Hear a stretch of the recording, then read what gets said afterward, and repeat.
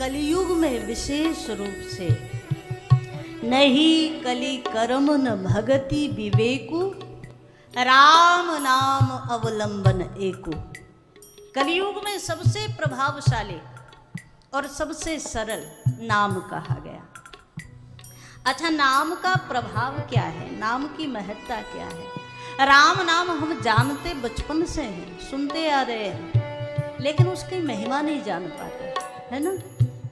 मानसकार कहते हैं राम राम कहे जे जमुहाही तिनहि न पाप पुंज समूहाही। जो हमारे यहाँ एक परंपरा है, जब जवाई आती है ना, जवाई तो समझ गए ना, उबासी, जब उबासी आए तो ऐसा हमारे शास्त्रों में कहा गया है कि 2 बार राम राम कहकर चुटकी बजाओ।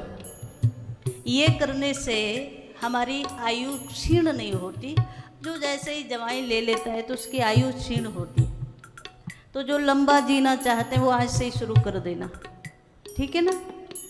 जब जब भी उबासी आए, जब जब भी जवाई आए तो क्या करना है, राम राम कहकर 2 बार चुटकी बजा दो।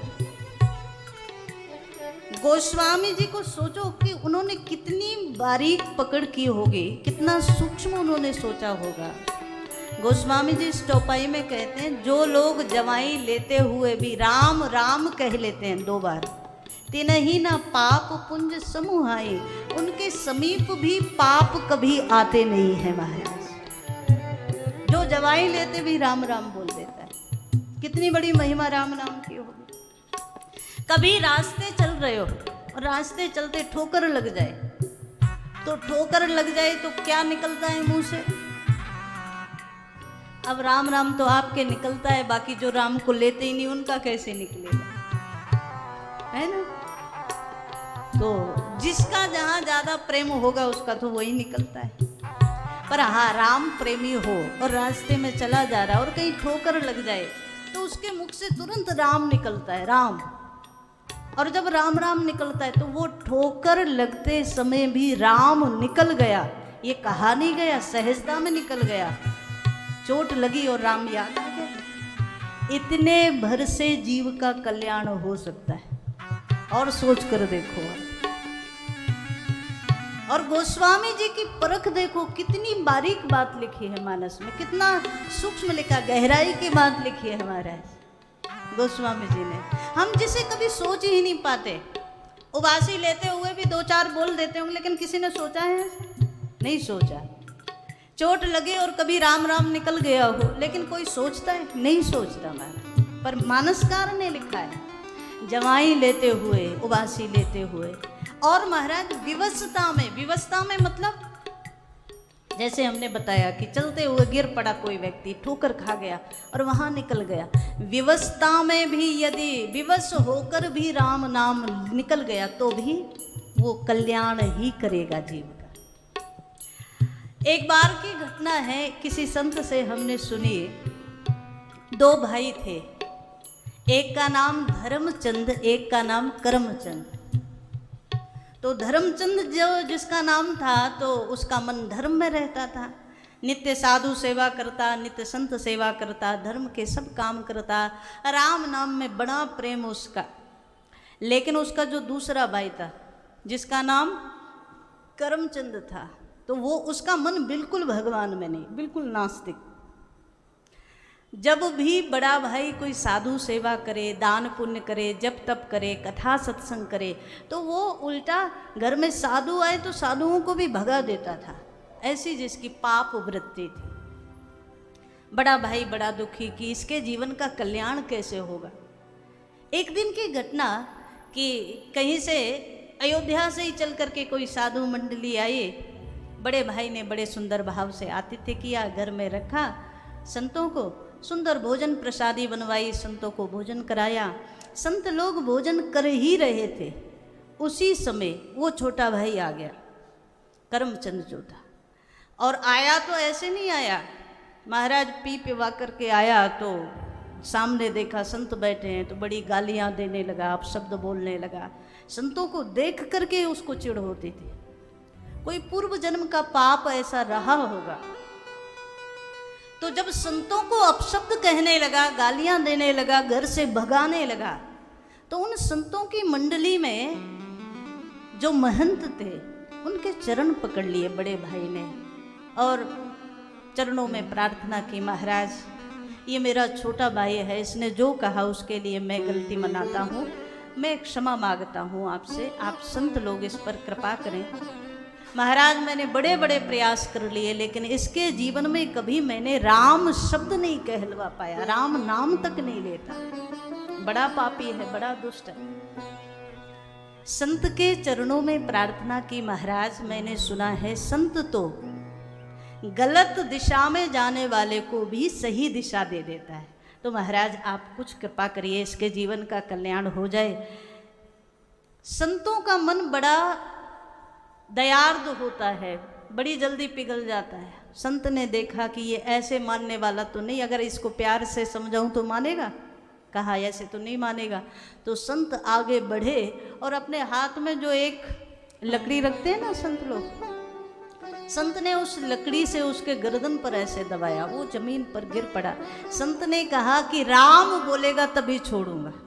संत उसके ऊपर और उससे कहा जब तक राम नहीं बोलेगा तब तक छोड़ूंगा नहीं।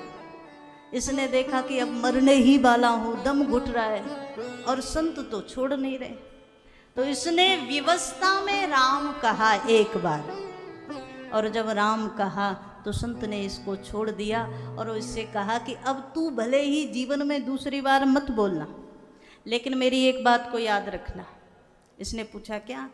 तो संत ने कहा कि ये जो तूने राम नाम लिया है, कोई भी तुझसे ये इसके बदले में कुछ देना चाहे तो मत लेना, इसकी कीमत मत लेना। उसने कहा ठीक है। उसने बात को ज़्यादा गंभीरता से सुना नहीं। समय आया और समय आने के साथ साथ इसका अंतिम समय आ गया, दुनिया से जाने का समय। यमदूत आए और जो छोटा भाई था उसको लेकर के, करमचंद को लेकर के यम के पास गए। यमराज की सभा लगी। अब देखो एक बार राम कहने का क्या प्रभाव होता है, राम नाम का क्या महात्म्य है, उसका दर्शन करो। जैसे ही यमराज की सभा लगी और ये पहुंचा तो इसका निर्णय होने लगा कि इसको पहले नरक भेजा जाए कि पहले स्वर्ग भेजा जाए। इसने पूछा कि अच्छा ये बताओ मुझे स्वर्ग क्यों भेज रहे हो? बोले तूने जीवन में और तो कोई शुभ कर्म किया नहीं है, बस एक बार तूने, वो भी जबरदस्ती से किसी संत के द्वारा व्यवस्था में कहलवाया गया, एक बार राम नाम लिया है, और तो तूने कुछ पुण्य कर्म किया नहीं है। तो बता तुझे पहले नरक में जाना है कि स्वर्ग में? इसने कहा महाराज नरक और स्वर्ग तो बाद में देखूंगा, पहले मुझे ये बताओ कि जो मैंने राम नाम लिया उस राम नाम का प्रभाव क्या है, उसके बदले मुझे क्या मिलेगा? यमराज ने बड़ा सोचा कि राम नाम का तो बड़ा महत्व है, उसके बदले क्या दूं इसको। तो कह दिया कि देखो मैंने बड़ा बुद्धि लगाई लेकिन मुझे पूरा पूरा समझ नहीं आ रहा है, एक काम करो ब्रह्मा जी के पास चलते हैं, ब्रह्मा जी जो बताएंगे वो मैं आपको दे दूंगा एक बार राम कहने से। सो महाराज यमराज खुद साथ में अनेक अनेक लोगों के साथ लेकर के ब्रह्मलोक में आए, सब देवता लोग साथ में आ गए। ब्रह्मा जी से पूछा इसने जीवन में कोई शुभ कर्म नहीं किया, एक बार राम नाम लिया है, उस एक बार के राम नाम का क्या प्रभाव होगा, इसे क्या मिलेगा? ब्रह्मा जी ने भी बड़ा बुद्धि लगाई, बोले राम नाम तो हम ले लेते हैं लेकिन ये तो पता नहीं कि एक बार के राम नाम का कितना बड़ा प्रभाव होगा, इसको क्या मिलना चाहिए। ब्रह्मा जी बोले ज़्यादा हमें कुछ समझ नहीं आ रहा है, एक काम करते हैं शंकर भगवान के पास चलते हैं। इसको साथ में लिया, शंकर भगवान के पास आए।